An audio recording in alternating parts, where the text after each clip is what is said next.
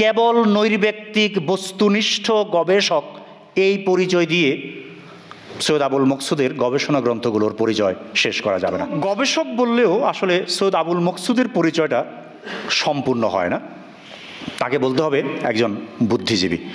মানে তিনি সাংবাদিকতা করুন কিংবা তিনি গবেষণা করুন, তার সঙ্গে আরেকটা ক্যাটাগরি তার ক্ষেত্রে যুক্ত করতেই হবে, সেটা হলো বুদ্ধিজীবিতা।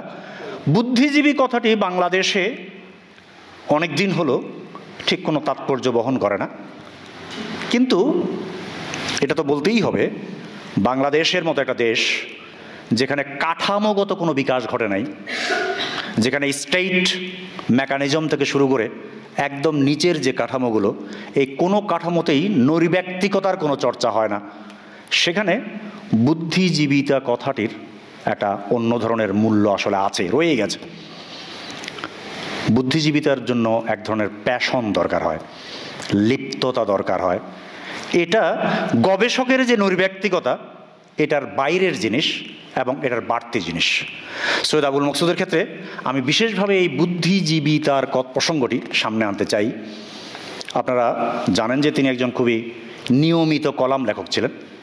তার কলামগুলো তার এই পরিচয়কে হয়তো সামনে আনে, কিন্তু আমার প্রস্তাব হলো তিনি যে গবেষক, এই গবেষক সত্তার মধ্যেই বুদ্ধিজীবিতার ব্যাপারটি খুব সক্রিয়ভাবে ছিল।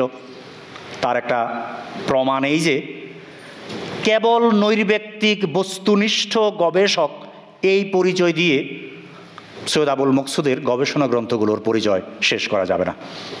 এর মধ্যে আরেকটি বড় সত্তা হিসেবে কাজ করেছে এই যে তার একটা অবস্থান ছিল এবং তিনি দেশ এবং জনগণ সম্পর্কে যা ভাবতেন, যা জানতেন, সেটা তিনি জানাতে চাইতেন এবং এই ব্যাপারটা গবেষণা গ্রন্থের নৈর্ব্যক্তিকতার আড়ালে তিনি গোপন করতে চাননি। এইভাবে আমি সৈয়দ আবুল মকসুদকে সাধারণভাবে সাব্যস্ত করে থাকি। সৈয়দ ওয়ালিউল্লাহর জীবন ও সাহিত্য, এটি 2 খণ্ডে বেরিয়েছিল। এক খণ্ড 1981 সালে, আরেক খণ্ড 1983 সালে। এই বই বাংলাদেশে ওয়ালিউল্লাহ চর্চাকে বিশেষভাবে প্রভাবিত করেছিল। এই দাবিটা সৈয়দ আবুল মকসুদ নিজেই করেছেন।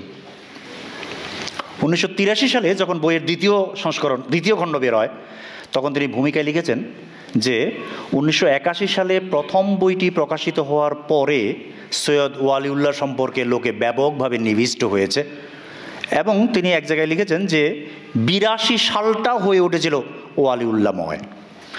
এই দাবি তিনি করেছেন এবং আমরা যদি ওই সময়ের ওয়ালিউল্লাহ চর্চার একটু খোঁজখবর নিই, তাহলে দেখব যে তার এই দাবি খুব বাড়াবাড়ি নয়, তিনি প্রায় ঠিকই বলেছেন।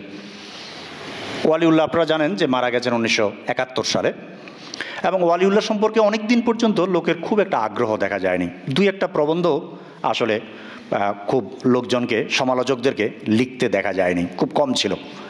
এই ঘটনা পরিবর্তিত হয়েছিল 80-র দশকের পরে এবং সেদিক থেকে কোনো সন্দেহ নেই যে সৈয়দ আবুল মকসুদের এই প্রথম বইটি যেটা বেরিয়েছিল 1981 সালে, ওই বইটি একটি গুরুত্বপূর্ণ ভূমিকা রেখেছিল।